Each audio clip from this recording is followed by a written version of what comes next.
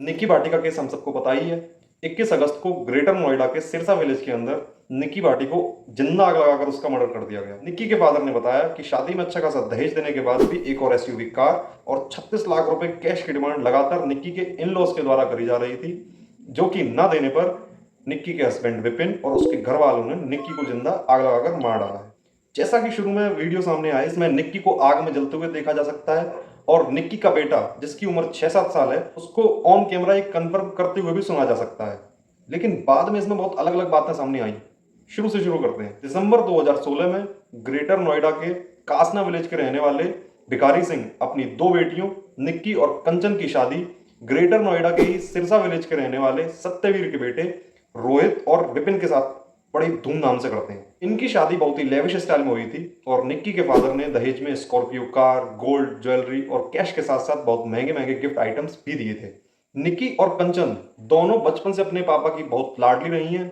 अब चूंकि पापा की लाडली रही हैं तो पापा उनकी मनचाही फरमाइशें पूरी कर दिया करते थे, जो कि शादी के बाद विपिन और रोहित के लिए उस लेवल पर उनकी फरमाइशें पूरी करना पॉसिबल नहीं हो पा रहा था। शादी के कुछ दिनों के बाद ही घर में इस बात को लेकर झगड़े शुरू हो गए, ऐसा पड़ोसियों ने कंफर्म किया है। तो अपना खुद का सोर्स ऑफ इनकम बनाने के लिए, जिससे कि फाइनेंशियल फ्रीडम मिल सके, दोनों बहनें मिलकर एक ब्यूटी पार्लर शुरू करती हैं, जिसके लिए पैसे भी वो अपने फादर भिखारी सिंह से ही लेती हैं और अपने इसी काम से रिलेटेड कंटेंट बनाकर वो इंस्टाग्राम पर रील्स भी पोस्ट किया करती थी, जिसमें उनको बहुत महंगी महंगी गाड़ियों का यूज करते हुए देखा जा सकता है। विपिन, रोहित और उनके घर वालों को ब्यूटी पार्लर से तो कोई दिक्कत नहीं थी, लेकिन इंस्टाग्राम पे रील्स बनाने को लेकर घर में आए दिन झगड़े होते रहते थे। इंस्टाग्राम रील्स को लेकर ये बवाल इतना बड़ा हो गया था कि कई बार तो निक्की और कंचन दोनों अपनी ससुराल सिरसा छोड़कर अपने मायके विलेज कासना जाकर रहने लगी थी, जो कि बार बार पंचायत बुलाकर बड़े बुजुर्गों को बिठाकर दोनों बहनों को समझा बुझाकर उनको वापस मायके आने पर राजी किया जाता था। शादी के 8 साल बाद 2024 में निक्की को ये पता चलता है कि उसके हस्बैंड विपिन का अफेयर किसी और लड़की के साथ भी चल रहा है, जिसको लेकर घर में टेंशन बहुत ही ज्यादा बढ़ गई। झगड़े दिन ब दिन बढ़ते ही जा रहे थे, कभी इंस्टाग्राम को लेकर, कभी महंगे शौकों को लेकर, कभी एक्स्ट्रा मैरिटल अफेयर्स को लेकर, और अब ये झगड़े धीरे धीरे मारपीट में बदल चुके थे। जैसे इसी साल फरवरी में और अगस्त में ही जन्माष्टमी के अराउंड दोनों बहनों के साथ मारपीट हुई। दोनों बहनें अपनी ससुराल छोड़कर अपने मम्मी पापा के घर जाकर रहने लगी और दोनों ही बार पंचायत बुलाकर विपिन और उसके घर वालों से माफी मंगवाकर बहनों को वापस ससुराल में आकर रहने के लिए राजी किया गया। ये जो बार बार पंचायत बुलाने का मामला है, ये वेस्ट यूपी की इस बेल्ट में चलता भी बहुत है। छोटे मोटे घर के झगड़े हो गए या कम्युनिटी के झगड़े हो गए या बड़े बड़े भी झगड़ों को कोर्ट में न ले जाकर बड़े बुजुर्गों के द्वारा आपस में ही बैठकर सॉल्व कर लिया जाता है। ऐसे में 21 अगस्त को निक्की के फादर के पास उनकी दूसरी बेटी कंचन का फोन आता है। वो बताती है कि पापा निक्की को जला दिया है और वो सेक्टर 62 के फोर्टिस हॉस्पिटल में एडमिट है। जब वो भागे भागे हॉस्पिटल पहुंचे तो डॉक्टर ने बताया कि निक्की की बॉडी 70% जल गई है, केस बहुत क्रिटिकल है, इसलिए उसको दिल्ली के सफदरजंग हॉस्पिटल में रेफर किया जा रहा है, जहां की सफदरजंग हॉस्पिटल में ट्रांसफर करते समय रास्ते में निक्की की डेथ हो गई।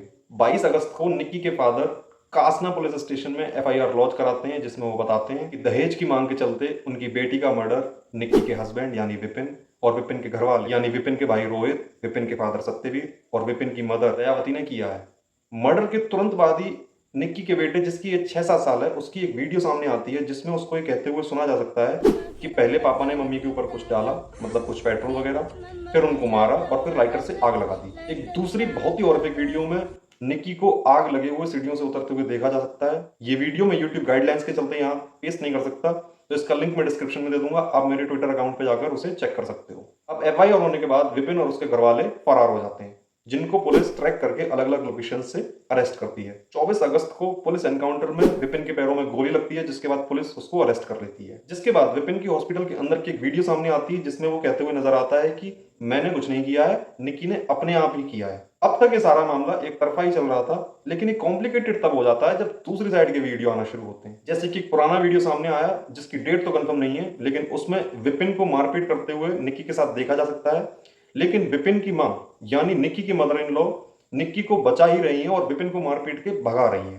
फिर एक सीसीटीवी फुटेज भी सरफेस होता है जिसमें आग लगने के टाइम पर विपिन पास की एक शॉप पर खड़ा है और शोर शराबा सुनकर अपने घर की तरफ भागते हुए नजर आता है। इस फुटेज में उसका बेटा भी उसी के साथ वहीं खड़ा हुआ है। एक वीडियो और आई जो कि कंचन ने खुद रिकॉर्ड करी है जब निक्की को आग लग गई थी, जिसमें कंचन को ये कहते हुए सुना जा सकता है कि बहन तूने ये क्या किया, जो कि ये इंप्लाई करता है कि ये किसी ने मर्डर नहीं, या तो अटेम्प्ट टू सुसाइड था या फिर कुछ एक्सीडेंट था। लोकल्स ने बताया कि विपिन पहले घर की तरफ भागा, उसके बाद वापस आता है गाड़ी निकालते हुए यह बताता है कि निक्की जल गई है। होता क्या है कि जब भी ऐसा कोई पेशेंट हॉस्पिटल में एडमिट होने के लिए जाता है, तो अगर वो बोल पाने की हालत में है, तो डॉक्टर सबसे पहले पेशेंट से ही कंफर्म करते हैं उसके साथ जो भी हुआ है। ऐसे में अगर कोई केस आगे जाकर पुलिस केस भी बनता है, तो ये स्टेटमेंट बहुत ही क्रूशियल रोल प्ले करते हैं as evidences in the court of law. Fortis hospital की इनिशियल रिपोर्ट में निकी का जो स्टेटमेंट रिकॉर्ड हुआ है, निकी ने खुद बताया कि गैस सिलेंडर में आग लगने की वजह से वो जल गई है। निक्की के फादर ने बहुत ही स्ट्रांगली ये क्लेम किया कि दहेज की मांग के चलते विपिन और उसके घर वालों ने ही निक्की को आग लगाकर मार डाला है। पहले भी जो मारपीट हुआ करती थी, उसके पीछे भी रीजन दहेज की लगातार डिमांड ही है।